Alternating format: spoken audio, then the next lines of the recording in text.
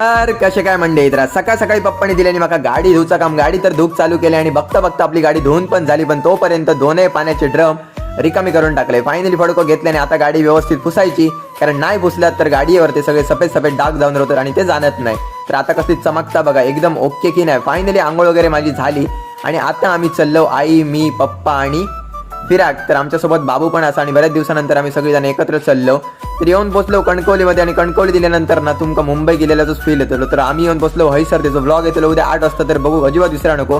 त्याच्यानंतर भेटते आपले सबस्क्रायबर, आपुलकीची माणसा. आणि नंतर फायनली आम्ही परत एकदा घरा घेऊन निघालो. येऊन पोचलो कुडामध्ये. तर आई घेऊन गेली अगरबत्त्या आणि मोदकाचं पुढं, कारण आम्ही गेलो आमच्या मित्राकडे, परेशकडे. तर त्यांचा गणपती आहे 21 दिवस. तर गणपती बाप्पाची मूर्ती बघा किती सुंदर आहे. बोला गणपती बाप्पा मोरया. तर बाबूच्या हातात दिल्याने इतक्या सगळ्या खाऊ. तर मी पण म्हटलं त्याच्यातली चाय घेतले म्हणली, तर तुम्ही पण घ्या. आणि आम्ही फायनली येऊन पोचलो कुडा कविलकट्टेमधील सिद्धिविनायक मंदिरमध्ये. आणि आज होती संकष्टी चतुर्थी.